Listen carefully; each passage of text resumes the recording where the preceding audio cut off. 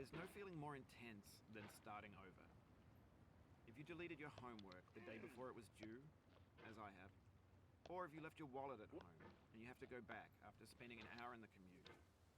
If you won some money at the casino and then put all your winnings on red but it came up black. If you got your best shirt dry cleaned before a wedding and then immediately dropped food on it. If you won an argument with a friend and then later discovered that they just returned to their original view. Starting over is harder than starting up. If you're not ready for that, like if you've already had a bad day, then what you're about to go through might be too much. Feel free to go away and come back. I'll be here.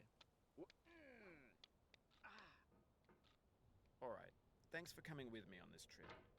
I'll understand if you have to take a break at any point. Just find a safe place to stop and quit the game. And don't worry, I'll save your progress, always. Even your mistakes. This game is a homage to a free game that came out in 2002, titled Sexy Hiking. The author of that game was Jazuo, a mysterious Czech designer who was known at the time as the father of B games. And B games are rough assemblages of found objects.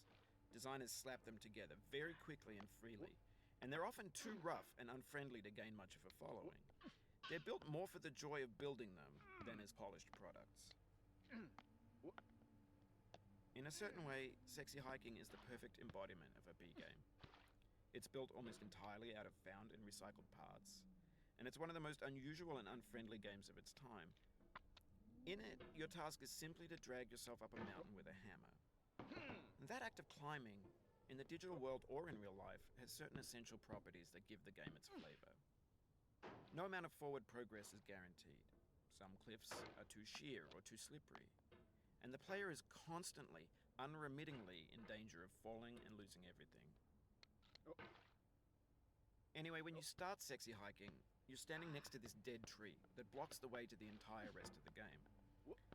It might take you an hour to get over that tree, and a lot of people never got past it. You prod and you poke at it, exploring the limits of your reach and your strength, trying to find a way up and over. And there's a sense of truth in that lack of compromise. Most obstacles in video game worlds are fake. You can be completely confident in your ability to get through them once you have the correct method or the correct equipment or just by spending enough time. In that sense, every pixelated obstacle in Sexy Hiking is real. The obstacles in Sexy Hiking are unyielding, and that makes the game uniquely frustrating. But I'm not sure Jazuo intended to make a frustrating game. The frustration is just essential to the act of climbing, and it's authentic to the process of building a game about climbing. A funny thing happened to me as I was building this mountain. I'd have an idea for a new obstacle, and I'd build it, test it, and it would usually turn out to be unreasonably hard. But I couldn't bring myself to make it easier. It already felt like my inability to get past the new obstacle was my fault as a player rather than as a builder. Imaginary mountains build themselves from our efforts to climb them, and it's our repeated attempts to reach the summit that turns those mountains into something real. When you're building a video game world, you're building with ideas, and that can be like working with quickset cement. You mold your ideas into a certain shape that can be played with, and in the process of playing with them, they begin to harden and set until they're immutable, like rock. And at that point, you can't change the world. Not without breaking it into pieces and starting fresh with new ideas. For years now, people have been predicting that games would soon be made out of prefabricated objects, bought in a store and assembled into a world. And for the most part, that hasn't happened, because the objects in the stores are trash. I don't mean they look bad or that they're badly made, although a lot of them are. I mean they're trash in the way that food becomes trash as soon as you put it in the sink. Things are made to be consumed and used in a certain context, and once the moment is gone, they transform into garbage.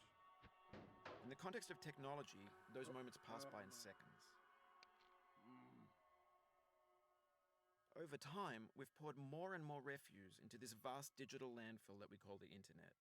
It now vastly outnumbers and outweighs the things that are fresh and untainted and unused. When everything around us is cultural trash, trash becomes the new medium, the lingua franca of the digital age. And you can build culture out of trash. But only trash culture. B games, B movies, B music, B philosophy.